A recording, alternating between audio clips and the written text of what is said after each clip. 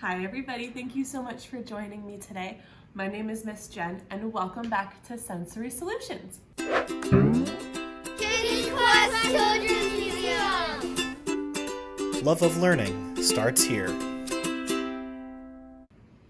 Today we have a really fun sensory bin for the summer. Now that it's getting a little bit warmer outside, this is one of my favorite sensory bins to do either inside the house when it's getting hot, or if you have an area outside where you can do a sensory bin, it is a great one to actually just bring right outside with you. So, as usual, I have my clear plastic bin. It's the same one I've used in the last couple of videos. And I think this one is so great because it really has the high sides we need without being too high. And this one is definitely big enough for multiple children to work in if you need that. So today what we have is an ice sensory bin. And there are so many different ways to do an ice sensory bin. Today I'm keeping it really simple. I just have the bin, ice that I actually just froze in bowls, colored water, and salt. So this one is really fun because you can talk about why we're using salt, why we're using water, and how we can get ice to melt. So we know that salt helps melt ice. So this is a really cool experiment to do, to watch that salt melt the ice and then add color to it and see what happens. Some other really fun things you can do with an ice sensory bin is you can color the ice itself. So if I had made this ice yellow and then just done blue water, as the ice melts, it would turn green, which is also a really fun experiment. Or you can also freeze things in the ice and give your child the challenge to try to get it out of the ice. So we have little plastic animals that we will freeze in here sometimes, which we'll talk about in another episode.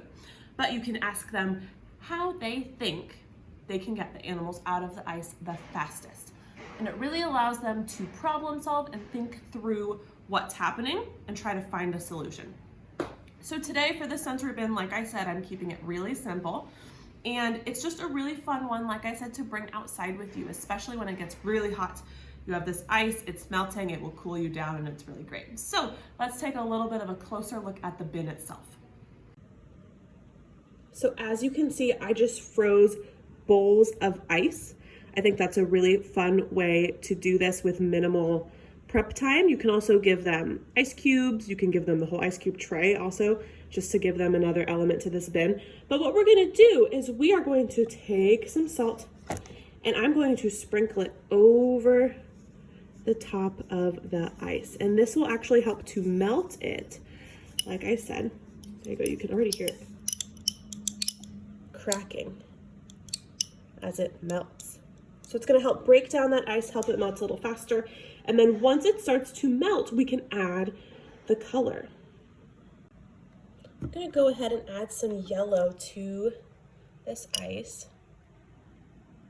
And if you look closely, you can see it is starting to go into the crevices where the salt has actually helped to melt the ice. We can also add some blue.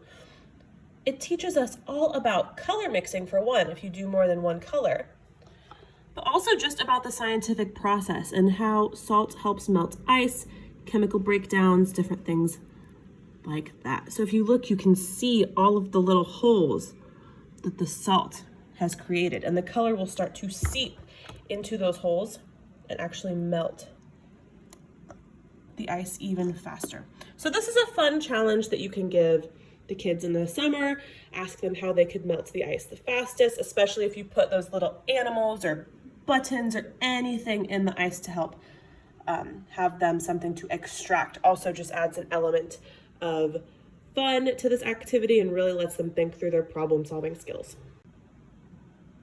While this is also called a sensory bin, it is a great sensory activity because you can also let your children feel the ice and you can feel where the salt has melted.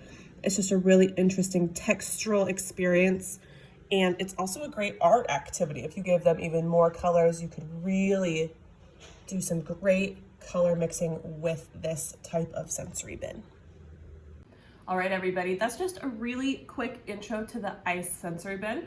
We'll do more episodes about this a little bit later and how you can dive a little deeper. I think this is a great introduction bin for your children. We talked about that in the first episode, how you don't want to overwhelm them or put a ton of one thing in the bin because they're more likely to want to tip it over or want to pick it up and take it out. Something like this is really, really simple and fast to set up and also not super overwhelming, but it is really fun. So it will keep them entertained for a very long time. And there's lots of ways that you can add onto it. Like I said, this is a great way to start, and then you can build and build and build on this in the future. So thank you so much for joining me today, and I will see you next time on Sensory Solutions. Bye. Thanks for watching. Hit subscribe for more videos, and remember to check out our website for additional activities and information.